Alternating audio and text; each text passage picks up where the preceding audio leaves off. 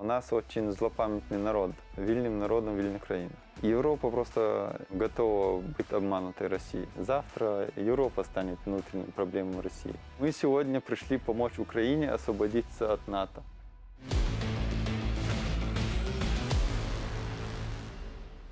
Друзі, привіт! Сьогодні ми поспілкуємося з військовослужбовцем з позивним Мага. Привіт. Скажи, будь ласка, у якому підрозділі ти проходиш службу? Я в разведдиверсионной группе «Адам» в составе батальона Джохара Дудаева. Дивись, яка мотивація у чеченців воювати в Україні? Це ви розглядаєте так, що після перемоги України ви звільните Ічкерію? Да, потому что это и наша борьба, потому что если Россия выиграет в Украине, это и для нас сильный удар, потому что на сегодняшний день Украина – это одна из единственных стран, которая признала нас, нашу страну оккупированной и признала геноцид нашего народа. То есть мы видим, что это наш шанс освободиться и для нас, и для всего Кавказа. Я думаю, что после победы Украины Россия начнет уже разваливаться, потому что я надеюсь, что политики Запада поддержат народы, которые захотят освободиться от оккупации, потому что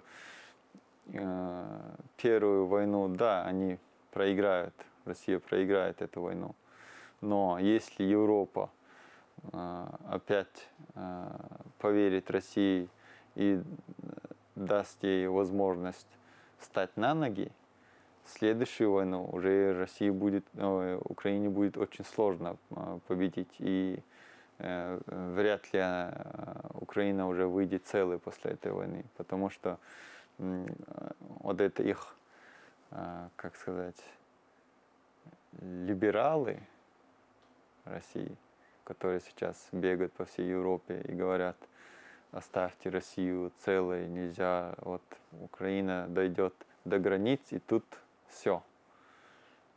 То есть для них это то, что Россия уничтожала украинский народ, все, что награбила, и всю эту боль, которую они нанесли Украине, они считают, что на границе это должно остановиться, что Украина не имеет права идти дальше. Это понятное дело, что у них такие же имперские амбиции, как и у остальных. Почему они не любят Путина? Не потому, что Путин начал войну в Украине, а потому что он ее проиграл. Если бы он победил бы, Киев за 3 дня было бы, он был бы героем. Скажи, навіщо Росії потрібна Чечня? Для России Чечня нужна, потому что если Чечня отделится и весь Кавказ. То есть это уже даже показывает после первой чеченской. Чечня получает свободу, и все. В Дагестане начинаются некоторые регионы хотят свободы. То есть там были, как началась Вторая война, когда добровольцы типа там начали войну там. Но там было 2000 бойцов, 1000 дагестанцев и 1000 добровольцев чеченцев, которые пошли. Россия это выставила так, что Чечня сама напала на Россию. Ну, смысл Чечне нападать на Россию. Но хотя даже после первой чеченской не было такого, что был именно мир. Были диверсионные отряды, которые заходили на свободную территорию Ичкерии. Были обстрелы Чеченской республики с артиллерии границ. То есть договариваться о чем-то с Россией, оно не стоит ничего. Договор с Россией не стоит даже бумаги, на которой он написан. То есть Россия не меняется. Она не менялась после любых революций, которые у них была. Она остается такой, она будет такой. И пытаться видеть в ней какую-то там другую сторону, ну, смысл, можно обжечься обратно. То есть, если сегодня не довести это дело до конца, я думаю, эта проблема уже останется для следующих поколений, и уже для них это будет намного сложнее, чем сегодня для нас. Вот сегодня я вижу, как наши отцы воевали без ничего, не имея ни поддержку с тыла, ни там каких-то вооружений, но они воевали. Сегодня, когда я выхожу там на позицию, я знаю, что у меня есть тыл, у меня есть снабжение, у меня есть место, чтобы пойти тепло, в тепле поспать, покушать и потом обратно идти в бой. У них тогда такого варианта не было. Сегодня я вижу, что нельзя сидеть сложа руки, и нужно добиваться, потому что если сам не добьешься свободы для своего народа, никто другой этого не сделает за тебя. Русского мира, знаете, в Чечне, опять-таки, вот эта брезгливость ко всему, к русскому, оно осталось, оно уже в генах, то есть нету такого. Чечню и чеченцев можно только удерживать только такой силой, которую они удерживают сейчас. Не будет этого, и обратно начнется и восстание, и все. А у нас очень злопамятный народ. То есть, когда уже начнется, вспомнит все со времен царской России до сегодняшнего дня. То есть для России, я думаю, очень много проблем создать Чечня в дальнейшем. Потому что если мир будет нас поддерживать, а если не будет поддерживать, то Россия будет и дальше идти. Если России по-любому нужно либо развалить и разоружить, либо ждать, пока она начнет заново. Не хотят они жити нормально. Війна не закінчиться на кордонах 91-го року, тому що Росія не відступить. Нам потрібно повністю знищити режим в Україні. Да не нужно даже переходить границы, просто помочь народам, которые хотят свободы. Как говорил Степан Бандера, вільним народом вільна країна. Скажи, будь ласка, що спільного між тією війною, яка була в Чечні, перша, та тією, яка є зараз? Як Росія діяла? Идентично. Ничего не поменялось, если честно. Они как уничтожали все на своем пути в Чечне, точно так же и в Украине. То есть и пытки людей, и не знаю, массовые захоронения, которые находятся в Чечне, которые до сих пор еще не выкопали, которые находятся также в Украине. Многие сейчас на освобожденных территориях уже там выкопали, уже идет какие-то процедуры там, но в Чечне до сих пор они находятся, и многие о них не знают. А также сейчас на оккупированной территории Украины тоже такие же. То есть они не меняют свой почерк, делают то же самое. И везде сразу же захватили, идет пропаганда. В Чечне было намного сложнее, потому что народ маленький, все друг друга знают, почти у каждого. Так там великі сім'ї, я знаю, були, це як всі там поділені на сім'ї. А в Украине это намного проще, потому что огромная территория, в плане пропаганды. Но в плане именно войны, то есть это не как Чечня, которая Киевская область, это огромная страна, и тут и оружие есть, и поддержка есть. Я не знаю, они, наверное, поверили в свою, реально поверили, что они вторая армия мира. Вони казали, що ми йдемо звільняти російський народ, тому що росіяни мешкали також у Чечні, у Грозному мешкали, так? І вони казали, і дуже багато кінохроник, також я читав книги, є книга «Гарний антитерор в городі», де описано, що росіяни просто зрівнювали з землею все. Їм було байдуже, там росіяни мешкають, чеченці. Конечно. Ну, в Грозном, когда бомбили Грозный, многие чеченцы, ну, никто именно, вся семья не жила именно в Грозном. У кого-то там семья где-то живет в каких-то селах. То есть многие семьи разъехались.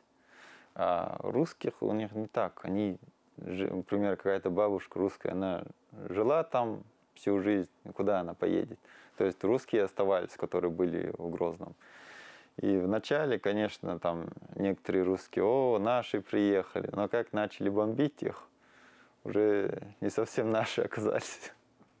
Они сравнивали все, они уничтожали, то есть, ну, город Грозный, я думаю, по фоткам, то, что было там,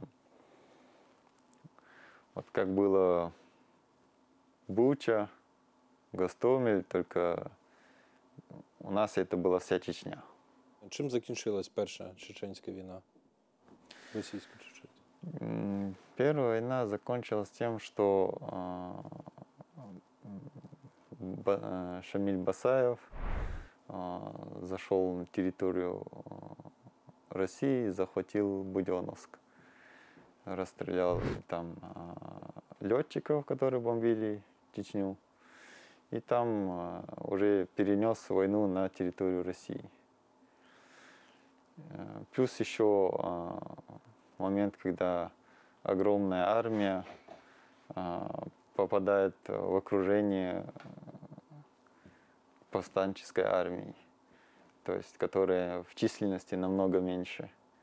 То есть это был полный провал для российской армии. Но русские очень хорошо умеют делать вывод над своими ошибками. Они их делают очень быстро. И вторая война, они просто все сметали. То есть села, города, то есть они там сначала артиллерии и авиации все сметут, потом уже идет пехота. И вот так у них получилось захватить всю территорию, а народ уже, у России тактика такая, именно бомбить, уничтожать мирное население, чтобы мирное население устало от войны, и население начало просить у бойцов сопротивления, чтобы они перестали сопротивляться. Но как мы видим сегодня, что то, что бойцы перестали, тогдашние люди, которые говорили бойцам матери, просили, чтобы их дети выжили, остановили войну, чтобы перестали воевать против русских. Сегодня их же детей отправляют в Украину воевать за Россию, и они погибают тут. Есть одно интересное видео было еще во время, когда первые мобилизованные отправляли в Украину. Там одна мать плакала, и слышит, вот там семьи стоят, женщины стоят, они все плачут, отправляют их там сыновей. И одна женщина уже не вытерпела, она скрикнула: если бы мы в свое время весь народ восстал бы, сегодня наших сыновей не отправляли бы на войну. И там остальные пытаются ее как-то заткнуть, чтобы она замолчала, потому что, ну, последствия они все знают. То есть вот такая ситуация, то, что бойцы сопротивления перестают сопротивляться, это не меняет того, что будет народ уничтожаться. То есть либо дойти до конца и освободить свой народ, либо уже потихоньку вимирати. Ну, нам зараз Росія пропонує майже ті ж самі умови, які запропонувала Чечні після першої війни. Тобто взяти паузу, накопити сили, і друга чеченська війна почалася вже без тих самих помилок, та Росія задіяла більшу кількість особового складу, ніж у перший раз. Та більше авіації, більше артилерії і більше підготовлених. І другу чеченську Чечня вже програла, тому що не змогла вийти витягнути такий довгий У шлях? нас не было подпитки, и никто нас не поддержал. Мировое сообщество просто закрыло на это глаза. Но Джохар Дудаев еще тогда говорил мировому сообществу, что если вы сегодня оставите Чечню как внутреннюю проблему России, завтра Европа станет внутренней проблемой России. И сегодня, как мы видим, это уже они уже аннексировали по их законам, уже украинские военные воюют на территории России. То есть они уже, то есть как это получается? Хорошо, что хоть сейчас, когда Россия напала на Украину, мир хоть немножко стал открывать глаза. Но Це еще 8 років пройшло. да, да. Ну, 8 років только воно. вторая уже, даже второе крупномасштабное наступление только дало им как. И то только тогда, когда украинские войска показали, что они могут удержаться, только тогда пошла помощь. Так, перші дні нічого не було. Ничего не было. Я думаю, все прекрасно знают, с чем всего не хватало. И артиллерии не было, и вся вот эта помощь, большая часть, она прошла только после того, как украинцы показали, что они будут сражаться за свою свободу. Хотя это можно было все избежать, и этих всех смертей, если бы изначально все было дано Украине, я думаю. Но Европа всегда готова быть обманутой Россией. Она всегда так делала, и после царской России все, больше никакого империализма, но опять-таки захват территорий, расширение. После Советского Союза все, больше никаких империализма. Коли закінчиться війна і ви повернетесь до Ічкерії, ви розраховуєте, що чеченці, котрі там зараз живуть і під довгою окупацією, вони підтримують вас, а не оберуть сторону кадирівців? У нас ни малейшего сомнения нету, потому что если бы была бы хоть что-то, малейшая мысль, что они могут поддержать кадыровцев или Россию, то сегодня, на сегодняшний день в Чечне не было бы столько российских баз и не было бы столько российских войск. То есть они сами прекрасно понимают, что они творят, и что народ будет готов. Потому что народ просто многого ожидал во время Первой Чеченской войны, Второй Чеченской войны, что мир не закроет глаза. Но уже у народа доверия нету к мировому сообществу, ни к кому другому. Потому что один раз бросили, второй раз бросили, и до сих пор слушаются, к примеру, пропаганду России и пытаются увидеть чеченцев через Кадырова или кадыровцев. То есть это та же пропаганда России, она и крутилась и в Европе. Те же, что уже чеченцев начали видеть через Кадырова, а не через Дудаева, хотя есть достаточно видеохроник, то есть и всего этого, но видите, Европа просто готова быть обманутой Россией. Даже на сегодняшний день, если Украина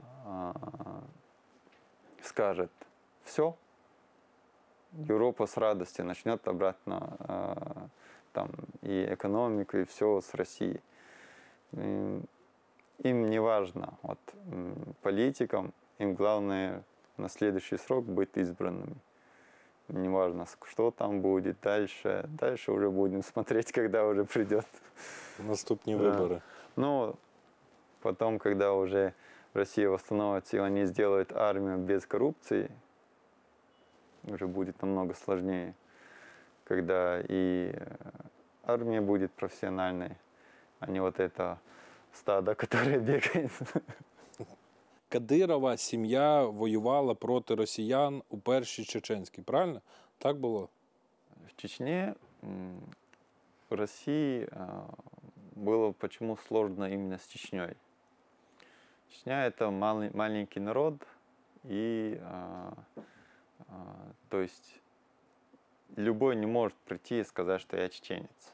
То есть у него там посмотрят, с какого он тейпа, происхождение, вот это все, и можно до прадеда так узнать, откуда вообще он пришел.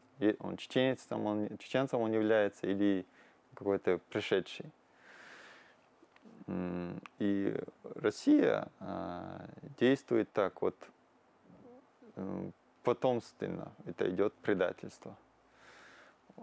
У Кадырова, то есть отца Рамзана, его отец получал ордена во время ссылки чеченцев, хоть он и не воевал. То есть он работал на НКВД, он там передавал, стучал на свой народ, и вот так. И из них выбираются, то есть предатели. И в Чечне действует еще испокон веков кровная месть. То есть, когда есть такой, например, предатель у какого-то там прадед-предатель, приходит к его сыну и говорят, давай уже работать вместе. А сын, ну, яблоко от яблони далеко не падает, тоже готов сделать что угодно ради денег и, как сказать, вообразимой славы. В Чечне нету никого, во-первых, среди народа никто не может высказаться, чтобы сказать, какая действительно ситуация. Во-вторых, нету СМИ, которые могут поехать и посмотреть и узнать. То есть даже если там свободные какие-то СМИ поедут и узнавать, там люди будут бояться что-то им говорить, потому что знают, что завтра к его семье придут кадыровцы и будет плохо ему, и его семье тоже. То есть на сегодняшний день, ну, есть даже сейчас в Урус-Мартане, там зашли кадыровські війська. Це коли гаїшник почав конфлікт з розгвардійцем, так, Да. і люди стали на сторону розгвардійця, так? Да, Ну, и то просто там молодой парень начал снимать, говорит, о, красные между собой дерутся. Ну, молодой пацан, сколько, 15 лет. Взяли его, всю его семью, то есть, когда власть занимается такой дешевой, не знаю, пропагандой какой-то, что из-за того, что там 15-летний пацан что-то сказал, забирает всю его семью, это уже показывает, какая там ситуация. То есть там не то, что там взрослый может что-то сказать, даже ребенок не может что-то таком, о чем-то подумать. И, конечно, хоть есть чеченцы, которые за себя там не боятся, готовы идти в бой, но за свою семью, за женщин, которые находятся у себя дома, так как это честь человека, они очень относятся к этому. И кадыровцы именно давят на это. Вот, к примеру, есть много моментов после того, как уже Россия захватила Чечню, многие вот первые кадыровцы, скажем так, было очень сложно для русских солдат, потому что первые, которые переходили, они больше помогали своим бойцам за свободу. То есть они там передавали, где армия, куда она движется, то есть много чего, оружие передавали. То есть когда там попадала какая-то группа в окружение, те давали им выйти, то есть стреляли там вверх, там, и у русских было очень сложно с этим справиться. Потому что изнутри, то есть люди, которые пришли к ним, взяли у них оружие, получают у них зарплату и работают на сопротивление. И тогда они начали уже совсем другую политику, то есть они выращивали вот такую грязь, как сегодняшние кадыровцы, среди чеченцев. То есть у кого там, вот это может быть любой, кто был униженный. Вот во всех народах бывают такие люди, которые не могли никак себя проявить среди свободных людей. У нас Янукович был. Ну вот, которые не могли никак себя проявить среди свободных людей. Но когда им даешь власть, оружие, деньги, чтобы это не потерять, он пойдет на что угодно.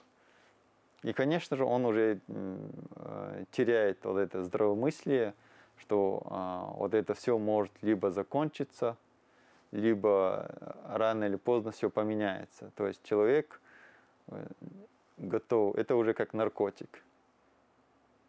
Они уже готовы на все, главное, чтобы это все, что у них есть, вот это сохранить.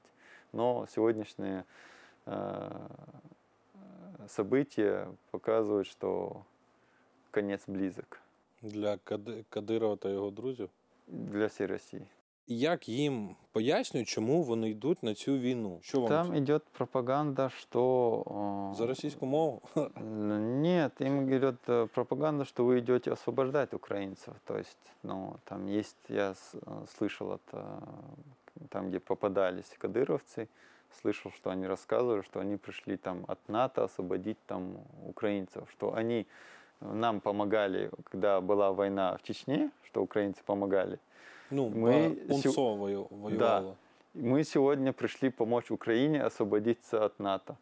То есть, такая, вы понимаете, тут у России нет второй армии мира, но у них первая пропаганда в мире. У них работает очень сильная пропаганда, это можно даже посмотреть на освобожденных территориях. Если вы там начинаете разговаривать с людьми, они просто не понимают, о чем, что и как. Потому что я помню, как мы заходили в Изюм, мы одни из первых туда заходили, и подходит к нам бабушка и говорит, это все Джойсон виноват. И мы такие идем, и друг на друга смотрим, некоторые нам смехаются, там, то все, короче, говорят. Конечно, там ребята там и прикалываются, говорят, да, мы там НАТО, все будет хорошо. Идейные кадыровцы, они были в начале, их отправили. Закінчилось? Закончились и показали, что они не воины просто. Это не армия, они не способны на войну с противником, который в равных условиях. Они, например, в Чечне могут там окружить один дом, где находится один или два бойца сопротивления, и могут там со всех орудий разнести этот дом, все. Вот это и была вся их война. И на сегодняшний день, когда они попали в Украину, конечно, артиллерия работает, авиация работает, ничего себе. Тут же не жінки та діти, так? Да, тут совсем другая ситуация, тут и армия есть. И, конечно, после этого их, убрали вообще с фронта, их поставили как заградотряды, либо на оккупированных территориях, они занимаются там пытками, то есть и всем прочим, что мы занимались в Чечне, тем они занимаются и в Україні. Тобто дуже часто з'являється інформація, що кадирівці б'ють та там знущаються над росіянами. Ось. Да, потому что это как заградотряд. Може це помста за ту війну? Не, это уже не те люди, которые там... Да, среди них встречается все-таки это у чеченца, это уже в генах, что они не любят, неприязнь. Как Джахар Дудаев говорил, у нас нет ненависти к России, у нас есть неприязнь, как к дохлой скотине. То есть это вот так вот. Конечно, они все равно, это кадыровцы, это предатели. Они готовы, они одели форму мундир, который уничтожал их народ веками. Они одели, получают от них зарплаты, до сих пор они уничтожали свой народ и жили припеваючи. Сегодня началась война, конечно же, они должны отрабатывать все, что они получали. И сейчас они пытаются, чтобы сами не отправиться, забрать кого-то под репрессиями, чтобы их отправить вместо себя. Ви кадирівців бачили на фронті? Брали там в полон чи ще щось? Вначале я знаю, что их отправляли под Киев, но они даже не доехали. Да, я бачив. То есть они даже не доехали до своих позиций, ни до базы, их там разнесли в пух и в прах. И даже во время боев против украинской армии кадыровцы это не армия. Это они могут быть полезны как заградотряд или как карательный отряд. Ні, питання в тому, що вони кажуть, що вони воюють там на першій лінії. Діти Рамзана Кадирова тут же вже вбили там 300-500 тисяч ЗСУшників та найманців. Это Питання... как в Чечне он сидел в прямом эфире и рассказывал на главном телеканале Чечни, что как он во время войны вышел с машины, и все вот эти бойцы, там командиры, которые, то есть, дали отпор российской армии, он вышел с машины, и все 2500 разбежались. Он еще такими спецэффектами это рассказывает. Вот так, короче, говорит. Ну, то есть это сказки, которые, вы знаете, фараон тоже верил, что он бог, потому что все вокруг говорили, да, все, что он, короче, говорит, какую бы дичь он ни сказал, все поддакивают ему. И, конечно, человек начинает в это верить. В его случае это то же самое. Но все знают прекрасно, что даже когда 11 молодых бойцов зашли в Грозный и там вели бои в Грозном, он босиком сел в самолет и улетел в Москву. То есть он убежал. Это трусливая сущность, они всегда были такими. Это не так, что вот так взял и он стал предателем. Он всегда был таким. Кадыров может в России там приехать, там что-то там у кадыровцев сделать. Но кадыровцы сами прекрасно знают, если не будет российской армии с ними, то они в Чечне не удержатся. Они у себя дома не удержатся без российской армии. Типу, є велика дуже ймовірність, що якісь там люди, люди На сегодняшний день находится огромное количество военных баз России на территории Чечни. Зачем они нужны, если там есть кадыровцы? То есть, это просто вот взяли его за шкирку вот так, короче, показывают, и вот этот Кремль и говорит, смотрите, какой он страшный, все должны его бояться. И они, короче, русские сами поверили, короче, начали думать. Они даже поверили, что у них непобедимая армия. Они пошли в бой, и получилось, как всегда. Чому він постійно каже Дон? Типу, це вже мем якийсь, тому що слухати неможливо. Це Дон. Это слово паразит. Говорят, как дойхон есть же, дословный перевод. И вот также он так это говорит. Изначально, когда он вступил на должность главной марионетки, его даже не то что русские, его близкие, которые рядом с ним стояли, когда он говорил на родном языке, на чеченском, его не понимали. Это было такое бормотание. И с ним по ходу со временем начали работать какие-то учителя, чтобы было хоть немножко разборчиво его слова. Но во время эфиров тоже люди замечают, что иногда у него вот это выскакивает, вот это Так ну, там він через слово. Там дон, дон, дон, Да, дон, да. дон, дон. І ти читаєш дон, дон. Ну, типу, і вже... Это слово паразит. Які у вас відносини з українцями, з білорусами там, на позиціях там, на війні? У нас, ну, у нас достаточно и украинцев, и крымских татар. Белорусов у нас нету.